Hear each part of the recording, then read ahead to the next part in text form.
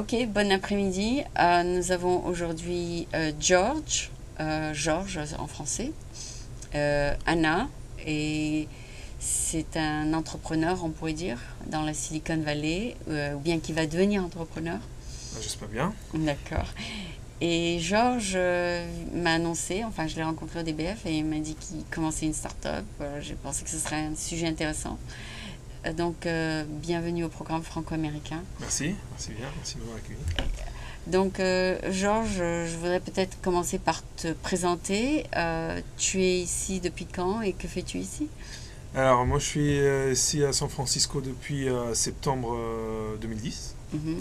Je suis arrivé ici pour une année de MBA, enfin Oui. Master Business Administration, Qui est sponsorisé par quelqu'un? qui est sponsorisé par moi-même Ah, d'accord, quand même. et les Ok. banques. D'accord.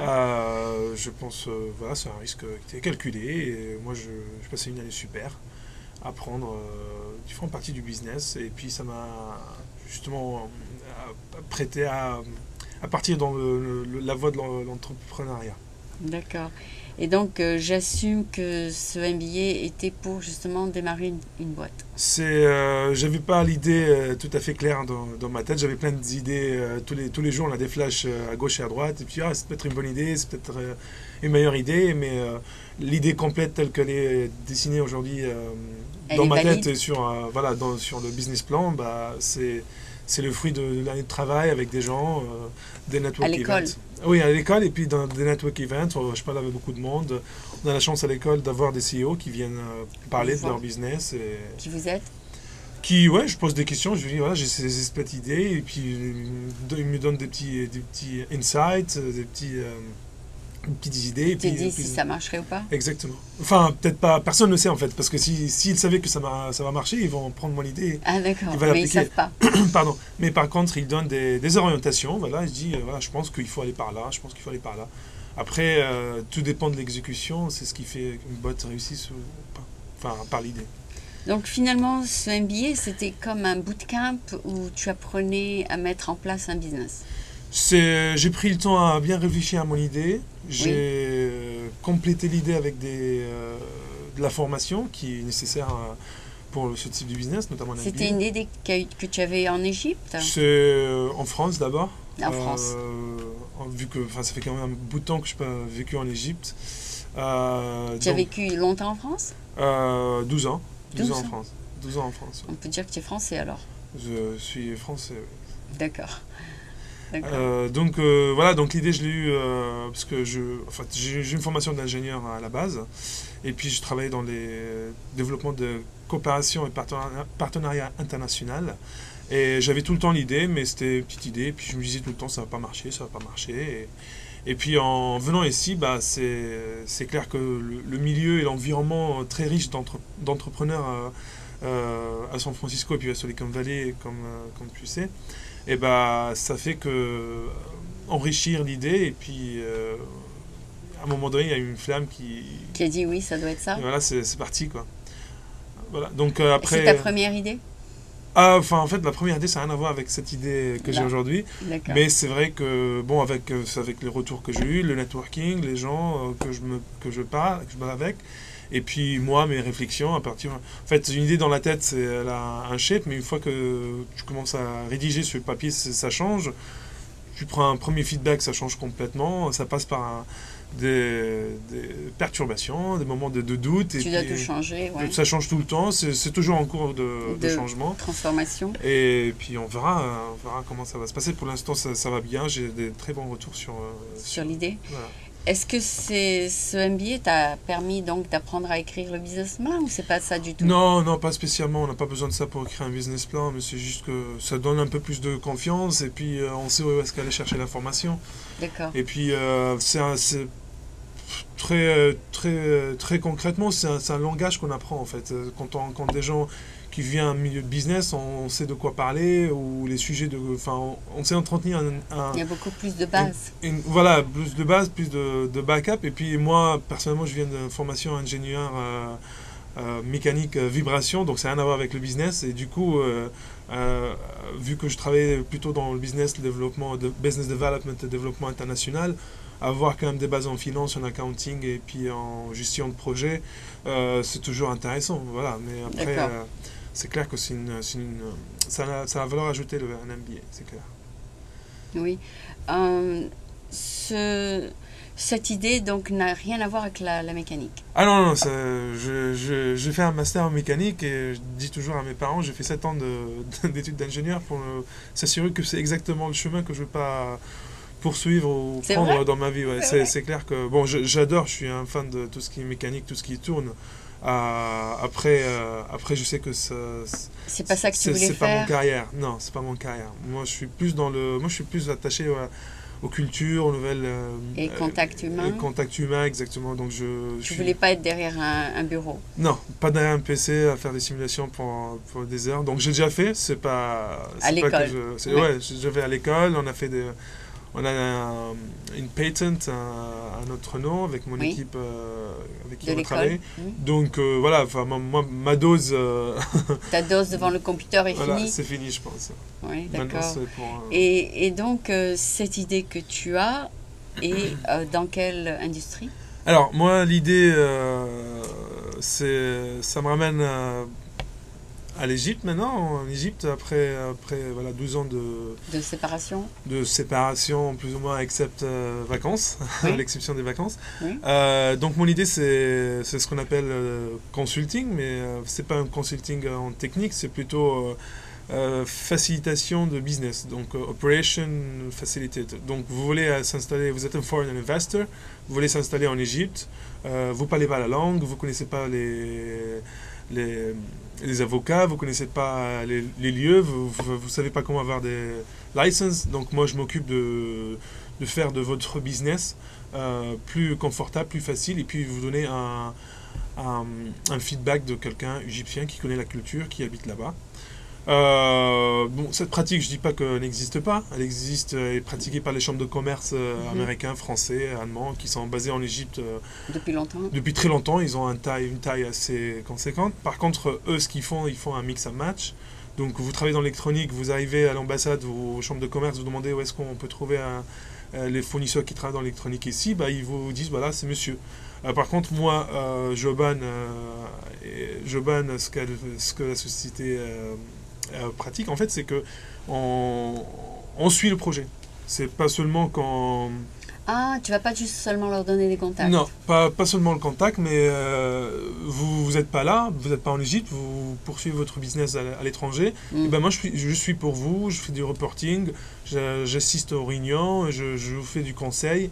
Et puis, bah, ça dépend des clients. Enfin, moi, j'ai 3... Et tu peux faire ça d'où? Alors moi, je serais basé en Égypte. Moi, je fais tous mes dossiers au San Francisco et au Caire. Je rentre en Égypte pour justement suivre les affaires. Pour lancer ça? Pour lancer la société et puis suivre les affaires parce qu'on commence à avoir des clients intéressés. C'est vrai? Ouais, j'ai quelques petits clients. Des Américains qui voudraient s'implanter aux États-Unis. Des Américains pour l'instant. Je rencontre quelques Français aussi à Paris en septembre. Puis on verra comment ça va se passer. Et la raison pour laquelle ils pensent que ce serait bien de t'avoir comme surrogate, c'est que tu parles la langue, c'est ça? Alors, je parle la langue, effectivement, arabe, français, anglais. Oui. Après, Joban quand même des contacts. Tu fais CEO, oui. Et puis j'ai... La base de CEO. On a des contacts en Égypte et aussi que je travaille quand même à l'étranger, donc je connais les méthodes... de travail des 3 pays. Voilà, américaines, françaises et égyptiennes. Voilà. Donc tu es plutôt trilingue, oui, c'est ça? Je me débrouille. Tu te débrouilles, c'est bien. D'accord, mais il y a quelque chose qui ne va pas coller dans tout ça, c'est que de vivre en France et en Amérique, ça va te manquer? L'avantage d'y vivre, c'est connaître les bons coins, donc je ne veux pas me priver de revenir de temps en temps pour prendre la crème de ce que j'ai vécu ici. C'est clair, ça va me manquer, surtout la France. Moi, une grande partie de mes amis sont là-bas parce que j'ai presque grandi là-bas. Tu as fait tes études là-bas? Après, l'avantage du Caire et de l'Égypte, c'est 4 heures de vol. Il y a des vols réguliers, Air France et Egypt Air tous les jours. C'est pas loin. Donc, j'ai déjà passé des week-ends dans l'Égypte pour des mariages et autres, et ça se fait très facilement. Tout de suite, hein. Voilà, donc je partais jeudi soir, dimanche, je rentrais à Paris, c'était 5 heures. très facile. Lundi, j'étais au travail. Donc c'est Sans faisable. souci. C'est tout à fait faisable. Moi, je pense pas pouvoir vivre très longtemps sans partir à l'étranger, voyager. De toute façon, voyager, c'est ma passion. Donc ça je- fera partie du C'est curriculum. clair, c'est clair. D'accord. Ça faisait partie du business plan déjà. D'accord, d'accord. Donc, disons que tu peux prendre, tu n'es qu'une seule personne, tu peux prendre un maximum de 3 compagnies. Tu ne peux pas remplacer plus que 3 CEO en même temps. C'est une très bonne question parce qu'on vient de commencer, donc je suis tout seul. Bon, il y a une assistante en Égypte, mais qui effectivement peut pas aider dans le corps du travail. Après, nous on a un family business en Égypte, Qui donc pourra vous donner de l'aide, et donc il y a des gens qui sont prêt à t'aider. prêts à aider, qui sont heureusement pour moi trilingues aussi. Ah bon, S'il y a plus de clients, ce que je l'espère, il y aura des gens. il y aura de l'aide Il y aura de l'aide et il y a des gens qui à pourront faire prendre ça. ta place. Exactement. D'accord. Exactement. Donc pour l'instant, pour que ton business fonctionne, il t'en faut 2 maximum. C'est-à-dire, Avec la taille, parce qu'en fait nous on s'occupe des dossiers très très larges. Donc par exemple le client avec qui je travaille maintenant, il veut implanter une usine en Égypte à l'horizon 2013. Donc là maintenant on fait l'étude de faisabilité, on voit les autorités, on va voir si on peut faire de license. et c'est toi qui fais tout ça? Je fais une grande partie de tout ça. Enfin, moi, ce que je fais, c'est que je dis, voilà, c'est ça ce qu'il faut faire. Ah, tu les orientes? Et je peux le faire, si vous voulez. Ah. Après, il y a des choix. Par contre, je peux pas venir dire, il faut pas le mettre là, il faut mettre là. Donc, moi, je donne les choix. Et c'est eux qui décident. C'est eux qui décident. Et Pour moi, l'emplacement, je fais tout tous les ça. operations. Tout ce qui est operations, je m'en occupe. Ah. Donc, permis, achat. Tout ce qui est operations, business operations, je m'occupe avec la partie égyptienne. Oui. Et surtout que ta base est dans les maths et tout ça, donc tu as une très bonne discipline de tout ce qui devrait être fait et dans la séquence. C'est vrai que ça aide beaucoup dans le project management. Voilà. C'est bizarre de le dire, mais c'est vrai qu'avoir quand même des bases d'ingénieur, ça donne une approche différente. Je suis pas doué en ingénierie, pour être honnête, je suis pas un mathématicien exceptionnel, mais c'est juste ça donne une approche un peu plus systématique, plus analytique. Voilà, c'est ça ce que je veux dire. Exactement. Oui. Et donc, ce qui te ramène vers l'Égypte, c'est quelque chose quand même. C'est peut-être la famille. Alors c'est beaucoup d'événements en fait. C'est une très bonne question. Déjà une partie de la famille qui est toujours en Égypte. Et puis 2. Tu as envie de retourner? Moi j'ai envie de retourner parce que surtout j'ai pas participé à la révolution pour longtemps parce que j'ai été là. Par contre, moi je me considère comme il y a les jeunes de la révolution, oui. Il y a les jeunes de l'évolution. Oui. Donc nous on a besoin maintenant de l'évolution. Oui. Je me considère quand même que j'ai un rôle d'être un jeune de l'évolution. Pour les aider. Pour pour amener du business parce que s'il n'y a pas d'économie, l'Égypte ça va être dur en fait pour arriver aux fins politiques qu'on attend. Donc tu veux aider ton pays? Ça sera bien, je vais aider mon pays, je vais aider moi-même et faire un truc qui a un intérêt commun entre là où j'ai vécu et grandi toute ma vie, la France, l'Égypte et les États-Unis. Ce sera parfait si je peux créer cette coopération entre ces 3 pays, parce que je pense qu'il y a beaucoup de potentiel à réaliser et je pense que c'est le bon moment. Qu'est-ce qui attire les investisseurs vers l'Égypte? En fait, pourquoi les gens voudraient aller entrer en Égypte? Enfin, ils veulent le marché égyptien, bien sûr, mais il y a aussi d'autres raisons, n'est-ce pas? Bien sûr. Alors, l'Égypte, c'est... je vais peut-être... faire un peu de pub, là. Faire un peu de pub, oui, exactement. Déjà, l'Égypte... c'est un pays très neuf. Une position géographique très exceptionnelle. Ah oui? On a le canal du Suez, si je regarde l'Europe et l'Afrique, on est un peu... la partie Asie, Moyen-Orient, on est presque au milieu. Ah bon? Et puis on a une... Vous êtes à côté de l'Afrique du Nord et puis... À côté de l'Afrique du Nord, on a le canal du Suez qui relie la mer Rouge avec Méditerranée. Donc tout ce qui est commerce, il est assez facile développé. Et pratique. Après, moi, maintenant, l'avantage de l'Égypte, c'est qu'il y a beaucoup de fonds qui attendent d'être débloqués. J'ai lu dans les journaux avec le ministère des Affaires étrangères de Kuwait, si je ne me trompe pas, qui disait on va donner beaucoup d'aide à l'Égypte parce que si l'Égypte ne tient pas, tout le monde va s'effondrer. Ce qui montre quand même la position de l'Égypte très important dans le Moyen-Orient. Donc ils vont donner des fonds pour développer des business. Pour développer des business. Et puis en Égypte, on a quand même des très grandes universités. Ah oui égyptiennes, au Caire, Ain Shams, Alexandrie. Les gens vont étudier là-bas de plusieurs pays. Il y en a quelques-uns des pays arabes qui viennent étudier chez nous. Donc tu as 3 nationalités là ou 2 là, j'ai 2 nationalités. 2, double nationalité, française et égyptienne. Exactement. D'accord. Exactement. Moi et aussi, puis surtout, juste pour finir sur ce point, maintenant le gouvernement, et depuis très longtemps en fait, le gouvernement donne beaucoup d'aide pour les investisseurs étrangers qui veulent venir s'installer en Égypte. Et c'est plus important ce qui donne l'avantage pour l'Égypte par rapport à d'autres pays.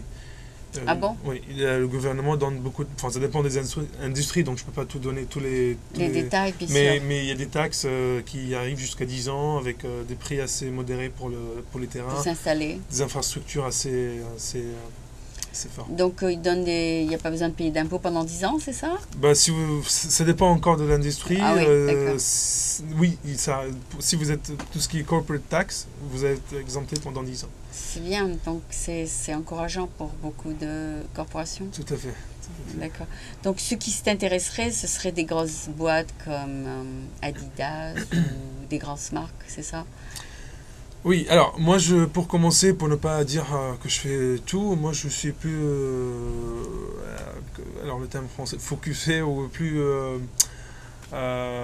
concentré sur trois industries, agriculture, énergie et tout ce qui est ingénierie mécanique. D'accord. C'est mon background que j'aime bien et voilà. Donc pour ne pas dire qu'on fait tout, donc parce que c'est là où j'ai plus mes contacts et mon network. D'accord. C'est pour ça qu'on commence par ça. Et aussi, il faut commencer aussi dans les secteurs que tu connais bien. Tout à fait. Tout à fait. S'ils ont besoin d'aide, je serai capable d'amener les bonnes personnes pour le support. C'est-à-dire que si la compagnie Renault ou une compagnie d'auto électrique, par exemple, voudrait aller en Égypte, donc ce serait bien de passer par toi parce que tu t'y connais, disons, dans l'engineering, c'est ça? Ça sera bien de passer par joban.com, donc voilà. On a un site web. Ah oui, c'est Joban, ok. Joban.com et on fera le nécessaire pour faciliter leur business en Égypte et puis faire en sorte que ce soit gagnant-gagnant. D'accord. Et donc, si tu remplaces un CEO en Égypte, ta compensation sera celle d'un CEO? Alors moi je ne remplacerai pas un CEO en Égypte parce que c'est pas ce que je voulais faire. Moi ce que je veux faire c'est juste faciliter le travail d'un CEO. Mais à aucun moment je prendrai sa place parce que moi je veux rester transversal et puis amener plusieurs industries dans le pays. Si je prends son poste, moi je n'ai plus de temps pour faire d'autres choses. Moi juste faire de facilitation, operation. Si par exemple vous voulez pas même avoir un bureau de représentation en Égypte, je prends la représentation, je négocie pour vous et je juste représente l'Égypte et facilite votre operation sur le territoire égyptien. D'accord. Voilà. Et donc ce sera surtout un travail de independent contractor. Oui, tout à fait. Tout à fait. Ouais, jamais tu prendras la place d'une autre. Non, c'est pas du tout ce que je souhaite faire. D'accord. Mais éventuellement, donc toi, tu es donc le CEO de Joban. Exactement. Enfin, CEO, c'est un gros mot. Quand je suis premier de ma classe quand il n'y a personne, mais oui, je suis le CEO de Joban pour l'instant. D'accord. Donc pour l'instant, est-ce que Joban a déjà un bureau en Égypte? On a un bureau en Égypte. C'est vrai? Et l'adresse sur la carte est disponible sur le site web aussi. Ah, tu as déjà un bureau en Égypte, c'est vrai? En Égypte. Ah, ben c'est super ça. Donc, la personne qui est en Égypte en ce moment, c'est ta secrétaire? Oui.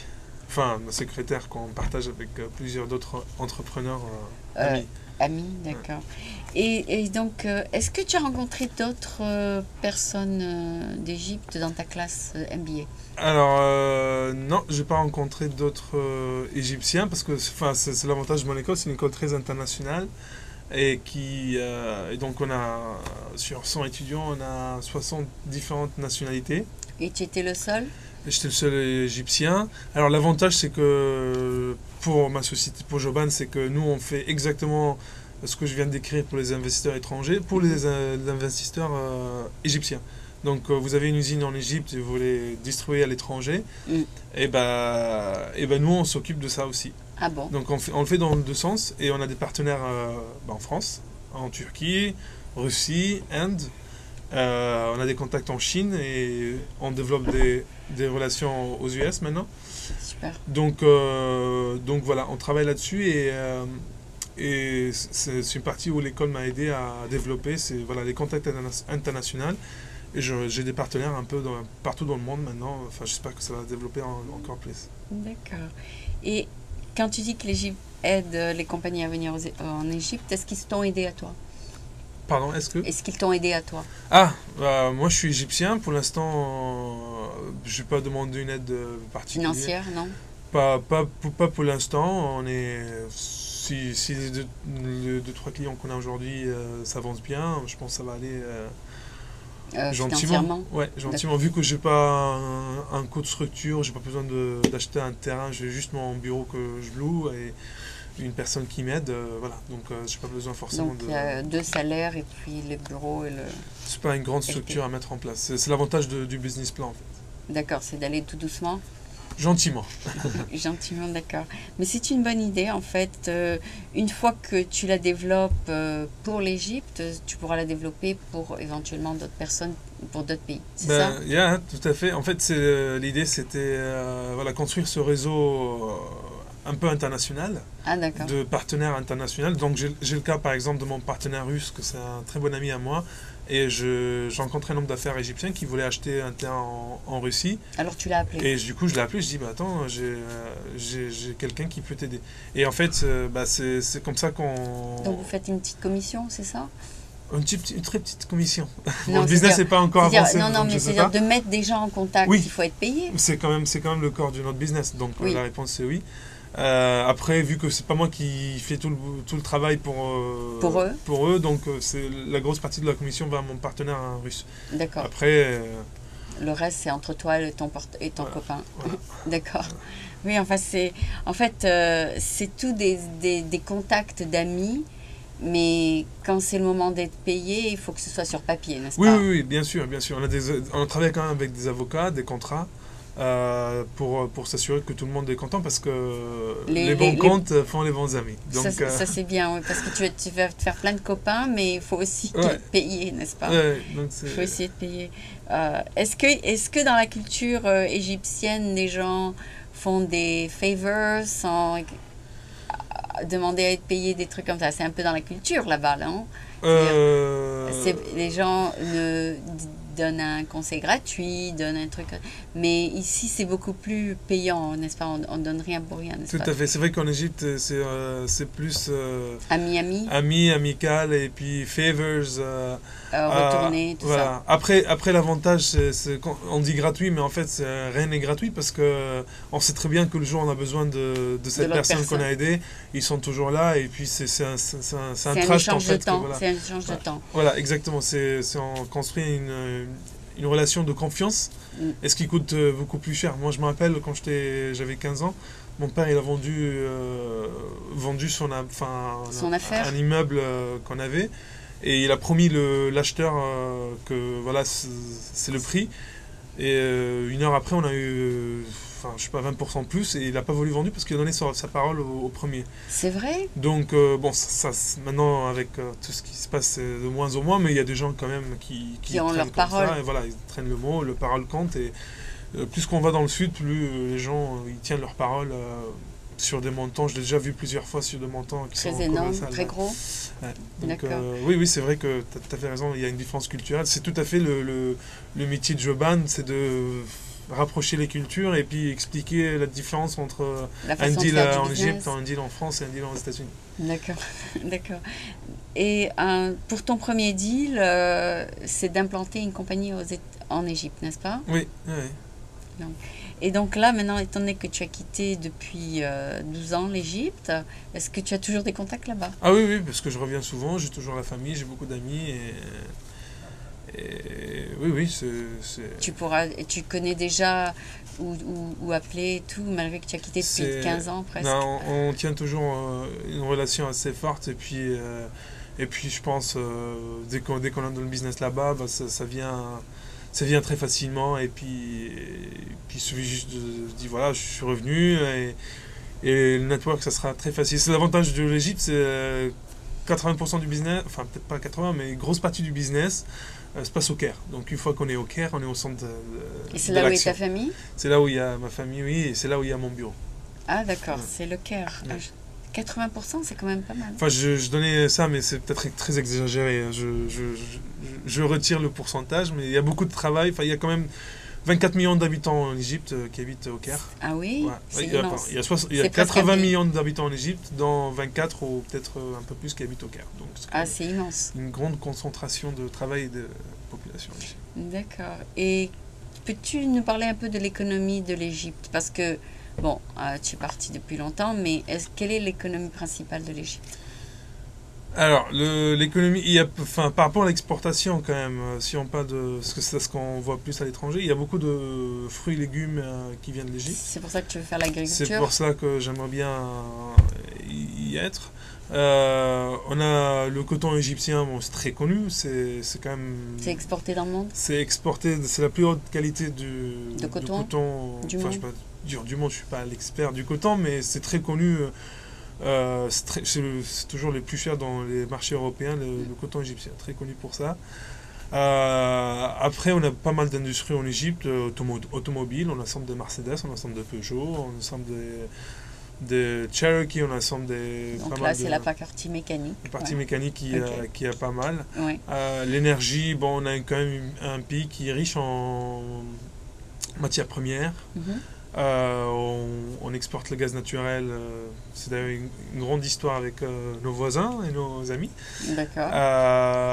Donc il y a pas mal d'exports de matières premières, du phosphate, du Donc tu voudrais charbon. peut-être des gens qui veulent peut-être un peu s'occuper un peu de tout ça en Égypte, c'est Bah, ça? oui, c'est exact. C'est pour ça que je rentre en Égypte et j'aimerais bien, oui, te trouver s'il y a quelqu'un intéressé. Moi, je suis preneur. D'accord. Donc un investisseur étranger qui investirait dans une peut-être une usine égyptienne, c'est ça? Oui, oui. Soit il investit ce qu'on appelle le FDI, il investit lui-même, il vient avec son argent, il achète le terrain, il monte sa société à 100%, soit, Un partenariat avec l'Égypte? soit un partenariat avec un Égyptien, et ce qui est tout à fait, c'est pas mal d'Égyptiens qui veulent partir en partenariat avec des étrangers pour avoir tout ce qui est Pour tout ce qui est... exportation et distribution, et puis qualité, et puis Il faut beaucoup innovation. de personnes pour run a company, c'est Ouais, ça? tout à fait. D'accord.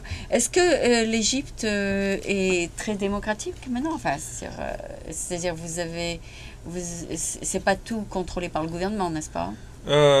Si j'ai une réponse à cette question, ça sera la réponse à la question que 80 millions de personnes posent aujourd'hui. Aujourd'hui, c'est pas tout à fait démocratique. C'est une très bonne voie. C'est pour Tout ça le monde que te pose la même question, te dit... ouais, même l'Égyptien il se pose la question est-ce que maintenant si on est un pays démocratique ou pas? Enfin, c'est toute l'évolution et la révolution et Non, mais c'est-à-dire, les est-ce que conséquences. la compagnie va être privée ou c'est ça? Ah oui, oui, non, mais la compagnie sera tout à fait privée. Oui. D'accord. Ça sera privé. C'est-à-dire qu'ils veulent pas d'avoir un gouvernement qui va tout prendre. Non, c'est pas du tout le cas en Égypte. Ouais, je comprends votre point de vue. C'est comme ce qui se passe en Venezuela ou autre. C'est pas du tout le cas. L'économie est beaucoup plus stable et il y a déjà des sociétés qui sont implantées en Égypte. Il faut savoir par exemple que Coca-Cola fabrique uniquement dans 3 pays leur secret de Coca-Cola, qui est très connu, dans l'Égypte, après les États-Unis. Heinz l'Égypte aussi fabrique en Égypte? Heinz fabrique en Égypte, mais pas seulement fabrique, c'est le plus grand source de tomates pour Heinz dans le monde. Ah oui? C'est en Égypte. Après, il y a toutes les sociétés qui sont implantées en Égypte, P&G, McKinsey, enfin il y a toutes les sociétés qu'on prennent leur matière première là-bas, qui sont basées en Égypte. L'Égypte en fait c'est pas tout à fait développé, mais on a toutes les infrastructures, il y a tous les moyens, il y a beaucoup de sociétés déjà qui sont là-bas, il y a beaucoup de potentiel en fait qui reste à exploiter, mais il y a quand même une belle partie qui est déjà exploitée et qu'il y a des sociétés bien installées et que ça marche très bien. Et ça marche très bien, d'accord. Donc c'est un pays, disons, on peut dire que c'est un pays stable, où qu'on peut investir la tête reposée, c'est ça? C'est très dur à dire maintenant que c'est stable. Vu tout ce qui se passe, on attend le gouvernement qui va arriver dans quelques mois. Les élections sont normalement en septembre. Démocratique, oui. Démocratique, on espère. Ouais. C'est pour ça qu'il y a eu cette révolution. Après, oui, je pense que c'est un pays stable. Une fois qu'on a un régime un peu plus serein, d'ici 1 an, ça sera un pays très stable, productif et je conseille à tous les investisseurs de venir regarder et je suis sûr qu'ils seront convaincus d'y rester et investir. En tout cas, c'est admirable que tu sois le seul Égyptien qui va sortir d'un MBA. Donc tu vas apporter peut-être une façon de faire les affaires qui va peut-être s'imprégner sur d'autres personnes, qui va donner une façon de faire aux Égyptiens. Et tu seras peut-être un modèle. Ah bah j'espère, je vais pas... Non, c'est-à-dire que des fois, on ne sait jamais l'impact d'une seule personne. Parce qu'une seule personne va conseiller une autre va conseiller une autre.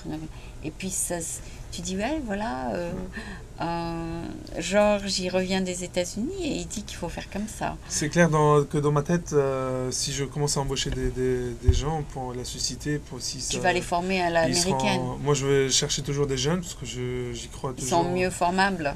Ils sont mieux formables, ils ont plus de motivation. Moi, j'aime bien le mot motivation. Ils ont plus d'énergie aussi. Motivation à apprendre surtout. Et on peut tout leur apprendre à zéro, c'est ça? C'est ça l'idée. Les autres, ils ont déjà des notions. Non, ils ont beaucoup d'expérience qui compte beaucoup. Mais moi, j'avais beaucoup de mal quand j'étais jeune à trouver un travail après mes études. Ah bon? Et beaucoup de mal. J'ai souffert comme tout le monde.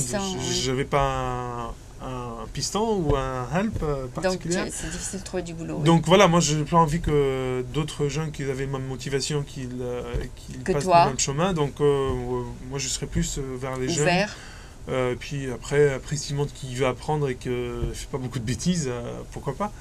Je suis ouvert à même... ça dépend la taille de la société, mais ça peut aller jusqu'à des bourses, si je peux aider à l'éducation, parce que moi j'ai pris ma part de l'éducation et je remercie mes parents pour ça d'ailleurs. Bien. Après, s'il y a les moyens... il paraît, donc, maintenant que tu as vécu en France, est-ce que tu penses que le code d'éthique en Égypte est beaucoup plus élevé qu'en France? Parce qu'en France, c'est un peu la truance. Je ne vais pas commencer par faire un problème politique, mais... Oui, non, mais il y a beaucoup de, disons, unethical things. Ouais. Donc, est-ce qu'il y a beaucoup plus de codes d'éthique en Égypte? L'Égypte, c'est quand même un pays où on tient beaucoup à la religion, aux religions avec S. L'Égypte, il y a 80% musulmans, 20% chrétiens. Oui. Donc, c'est quand même un pays où... On croit en Dieu. On croit en Dieu depuis 5000 ans. Donc, même avant, quand il n'y avait pas les chrétiens, les musulmans et les autres religions, on croyait au roi, au pharaon. Et avant le pharaon, on croyait au soleil. Et avant, on croyait au Nil. Donc, il y avait toujours un Dieu depuis 5000 ans dans ce pays. D'accord. Et par défaut, non, mais il y a 5000 ans, quand tu dis croire au Nil, c'est pas un Dieu, ça. Non, le Nil, c'était un Dieu. Pour eux? Pour eux, oui. Le Nil, le pharaon, le soleil...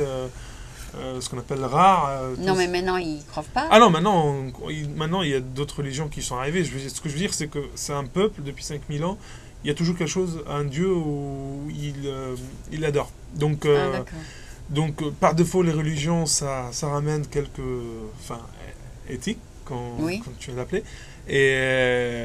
Et c'est vrai que ça se mélange avec la culture. C'est vrai que c'est un peu différent en Égypte qu'en France.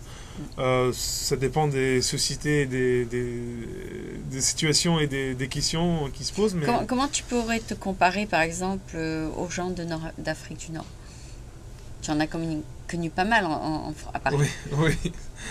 Point de vue culturel, enfin, après ça peut être un débat parce que si quelqu'un ici de l'Afrique du Nord, il va me dire non, mais l'Égypte quand même, c'est quand même un centre culturel connu depuis très longtemps. Même je suis allé au Maroc plusieurs fois en Tunisie, 4-5 fois, il y a toujours les films égyptiens. Oui, oui, oui. C'est ça, il n'y a que des films égyptiens. Il y a Avec 80%. Ouais, 80% des films égyptiens. Après, c'est clair que l'Égypte, c'est quand même un centre culturel important pour l'Afrique du Nord. Ouais. Non, même tous les acteurs qui veulent être famous, ils viennent en Égypte pour filmer. Voilà. Oui, donc vous avez une très grande industrie cinématographique là. Ah oui, oui, oui. Ouais.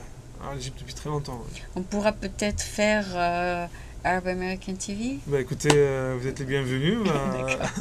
Pourquoi pas? Si tu aimes la production. On sera ouvert à vous accueillir. D'accord.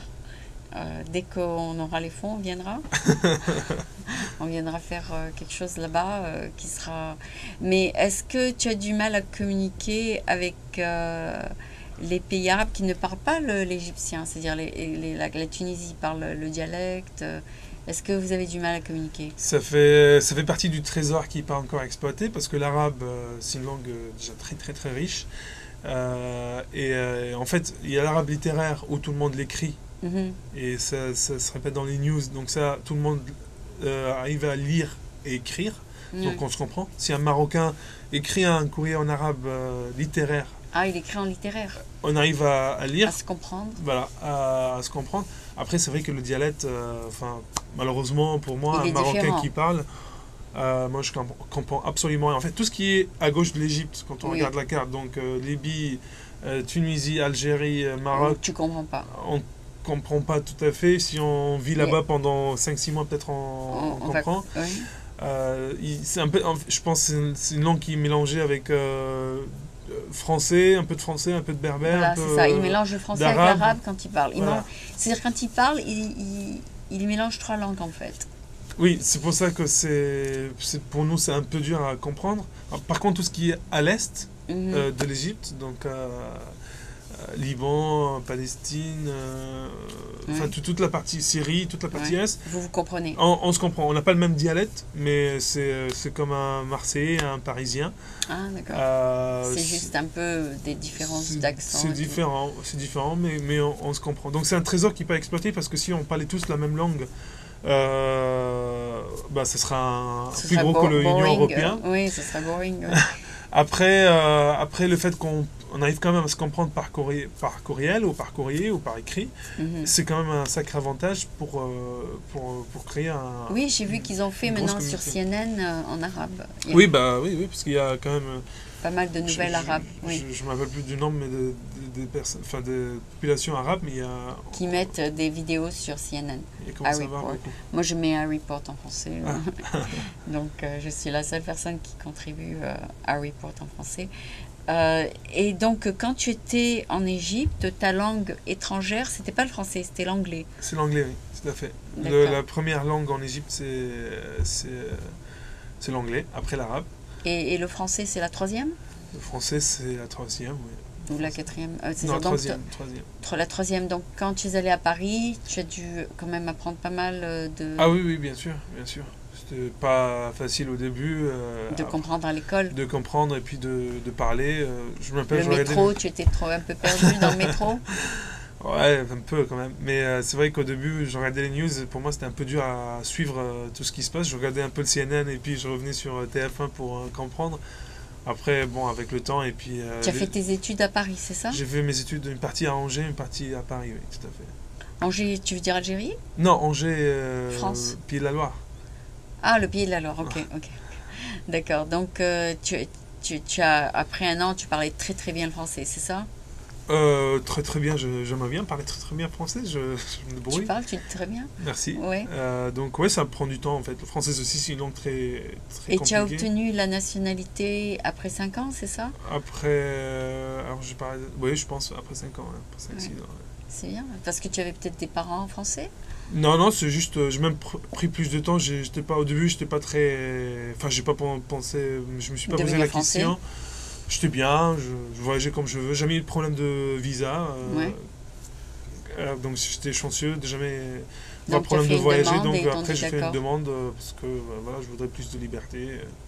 Et ils te l'ont donné. Et ouais, j'ai pas eu de problème, j'avoue. C'est super, c'est super. Si tu étais resté un peu plus longtemps aux États-Unis, tu aurais aussi la nationalité américaine, n'est-ce Ah, pas? peut-être pas, moi je sais pas, j'ai pas encore posé la question. Mais ouais, Double, ça suffit déjà. ouais, deux, c'est déjà très bien, ça me suffit de partir un peu partout. Ouais, moi j'ai la triple nationalité parce que je suis née en Tunisie, j'ai immigré en France et après je me suis mariée avec un Américain. Ah, Donc j'ai la trois passeports. bien. Donc je peux voyager en Afrique ici ou en Europe librement. Donc c'est ça ce qui est bien avec l'internationalisme et le droit d'avoir plusieurs nationalités, etc.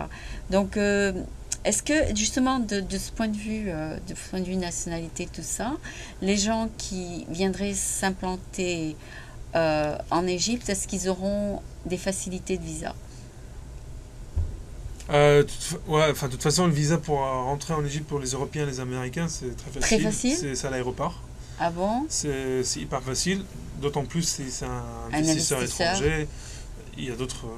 de Ouais, moyens de les faire rentrer c'est vite? vraiment pas un souci du tout. Même pour s'installer en Égypte, on est très ouvert à accueillir les gens. Et c'est le Très même content. système avec Green Card et après 5 ans où on peut devenir égyptien? Alors, devenir égyptien, c'est C'est un peu autre très chose. compliqué. Ah bon, d'accord. C'est pas pareil. Donc ce sera comme un permanent visa, c'est Oui, ça? après pour s'installer en Égypte pour des années, ça c'est vraiment pas un souci du tout. On aime avoir des étrangers, même s'il n'y a pas de boulot, s'il y a un étranger qui veut s'installer en Égypte, il y a toujours des démarches à faire, c'est pas un souci. Après pour devenir égyptien, c'est notre histoire. C'est une autre histoire parce qu'il y a la question de religion, c'est ça? Non, non, c'est juste parce qu'il y a des chrétiens en Égypte aussi, mais c'est juste qu'on n'a pas l'habitude de donner la nationalité pour des étrangers. D'accord. Peut-être parce qu'il n'y a personne qui a Ah, demandé peut-être. ou...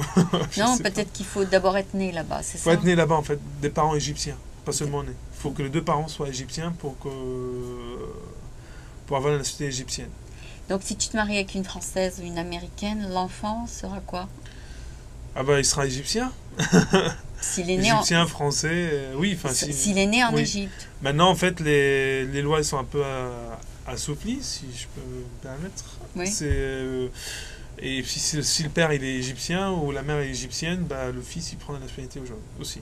D'accord, donc c'est un peu plus facile. Un peu plus facile récemment, il y a Mhm. 2-3 ans je pense. D'accord, c'est super ça. Donc ça te donnera peut-être plus de portes pour toi, pour tes enfants, Bien peut-être. sûr. D'accord. Écoute, ça m'a fait très très plaisir de te parler. Je ne sais pas si tu vas ajouter autre chose à propos de ton business que je n'ai pas compris peut-être. Non, bah, Mais je crois qu'on a bien expliqué, je c'est pense ça? qu'on a passé partout. Je veux juste, n'ayez pas peur. Venez visiter l'Égypte juste pour voir. Ah oui, oui. Juste pour. En touriste, déjà, c'est on- l'été. Ouais, bah, c'est très. Enfin, peut-être été un tout petit peu chaud, attendez septembre. Les Vous gens allez vont voir. où en général? Les gens vont voir les pyramides en général, c'est ça? Ouais, bah, c'est connu pour ça, mais il y a plein d'autres trucs, je vous assure. Et Il puis. y a les plages peut-être? Il y a super plage diving, il y a le désert à visiter, il y a Ah tous oui. les monuments au sud de l'Égypte.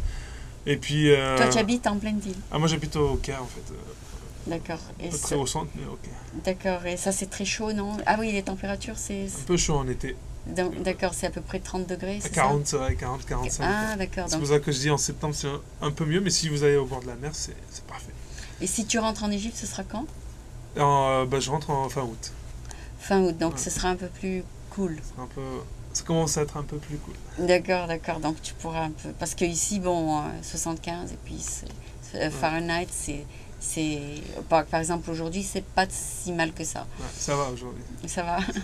Ok, bon, ben écoute, ça m'a fait très très plaisir de te connaître. Parce que j'ai jamais vraiment interviewé quelqu'un de ton pays sur mon programme. Et donc, c'est un double honneur pour moi. Merci. Ça fait C'est 23 un ans pour moi aussi. 23 ans et demi que je fais ce programme, donc c'est très bien que tu sois passé. Et j'espère que qu'on gardera quand même le contact. Bien sûr, Aline, et je vous attends pour prendre le premier shot TV Égypte au franco-américain en Égypte. Oui, oui, ça serait super parce que, bon, américaine, comme je le disais, c'est tous les pays du monde parce qu'il y a toutes les nationalités ici. Il y a une présence de combien d'Égyptiens à San Francisco? Ouf, moi j'en ai connu une vingtaine, mais je Il y pense en a qu'il pas y tellement. il y a, je sais pas, 10 000, 15 000, je sais pas, Je sais pas. j'ai pas, Tu j'étais es quand plus même dispersé à connaître plus de monde que focusé sur une seule sur nationalité. nationalité, donc Donc, mais il y en a pas mal. avec le consulat, c'est peut-être 10 000 dans la baie, c'est ça? J'imagine, ouais. Oui, J'imagine 10 000. d'accord. Il y a quand même Egyptian Chamber? Non. Of Commerce, Oui, here, oui. il y a beaucoup Il y a de... Arab Chamber of Commerce. Mais il y a une activité qui est extraordinaire à Washington pour les businessmen égyptiens. Oui. J'ai assisté d'ailleurs à une conférence il y a 2 semaines à Washington Ah oui? avec l'USTDA et le Chambre de commerce égypto-américain. Donc il y a une énorme activité qui se passe là-bas et ils sont assez... D'accord. Non, assez parce que actifs. je sais qu'il y a la Arab American Chamber. Donc, je sais pas si tu as déjà visité. Non, j'ai pas encore visité. D'accord. Et il y a aussi, pour les restaurants, il y a El Masri Egyptian Restaurant. Oh, Sur j'ai entendu parler. Tu as entendu? Ouais. Ok. Donc, bon, c'est vrai qu'il n'y a pas tellement, mais vous faites une petite marque et puis vous retournez parce que ça devrait être beaucoup mieux en Égypte. D'accord. Ben, écoute, ça m'a fait très, très plaisir de te connaître et je te souhaite plein de succès. Merci beaucoup, Et Aline. j'espère qu'on gardera quand même le contact. Bien Merci. sûr. Donc, le site, c'est voyons, www.joban.com. Joban. Joban.com. Joban. Gjardin, OBANE.com. D'accord. Et ça n'a rien à voir avec ton nom. Enfin, c'est un Non, nom non, c'est un nom fictif. fictif. D'accord. Merci beaucoup. Merci Aline.